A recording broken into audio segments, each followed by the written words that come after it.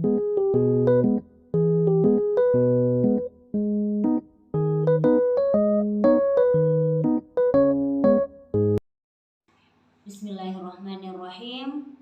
Assalamualaikum warahmatullahi wabarakatuh. Apa kabar Ananda semua?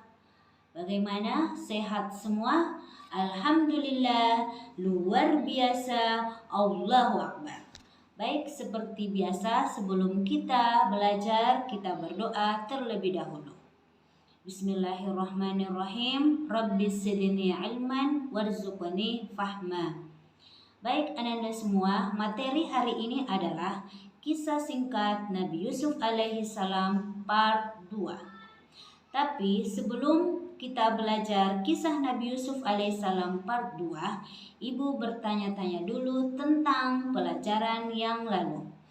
Pertanyaan pertama, mengapa 10 saudara Nabi Yusuf alaihi salam cemburu kepada Nabi Yusuf alaihi salam? Saya yakin dan percaya Anandaku bisa menjawab di rumah. Oke, jawabannya betul. Jawabannya adalah karena Nabi Yusuf alaihissalam mempunyai wajah yang tampan dan dekat dengan ayahnya. Pertanyaan kedua, siapakah nama adik kandung Nabi Yusuf alaihissalam? Wah, jawabannya betul sekali. Anandaku semua pintar-pintar ya. Jawabannya adalah Bunyamin. Oke Ananda semua, kita masuk materi yaitu kisah Nabi Yusuf alaihi salam part 2. Nah, Anandaku sekalian, setelah Nabi Yusuf dibuang ke sumur, tidak lama kemudian ada saudagar yang lewat dan ingin mengambil air di sumur tersebut. Nah, ketika saudagar ini memasukkan timbanya ke dalam sumur, saudagar ini heran mengapa timbanya semakin berat.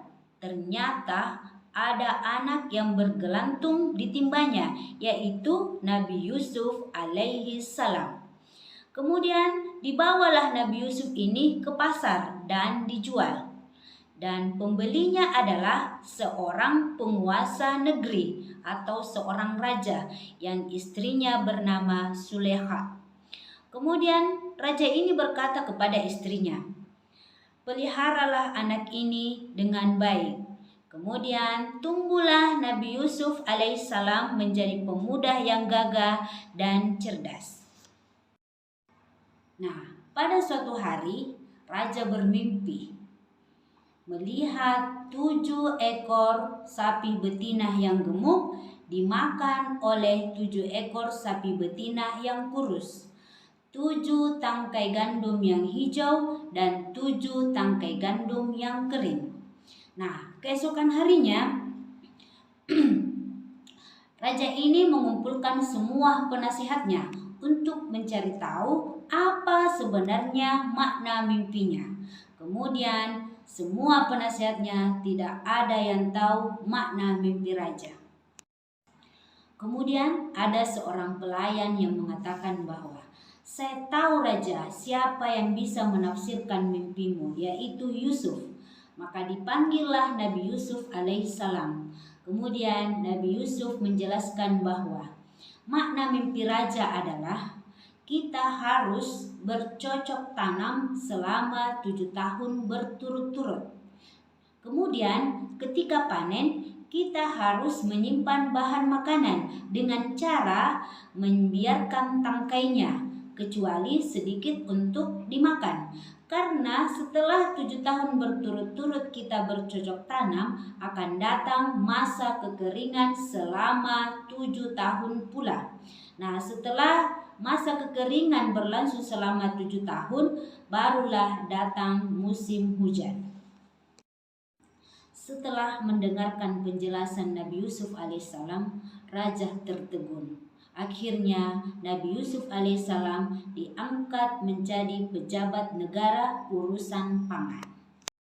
Nah, setelah Nabi Yusuf menduduki jabatan sebagai pejabat negara urusan pangan, Nabi Yusuf bekerja dengan baik dan benar. Singkat cerita, Ketika masa bercocok tanam telah berakhir, maka datanglah musim kekeringan.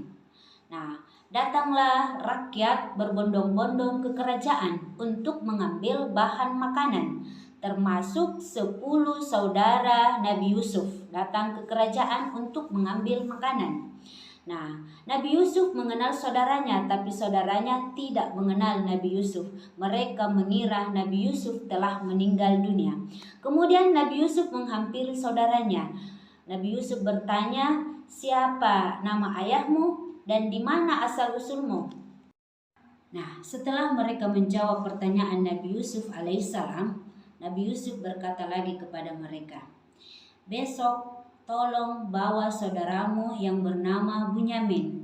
Jika kalian tidak membawa saudaramu yang bernama Bunyamin, kalian tidak akan mendapatkan bahan makanan."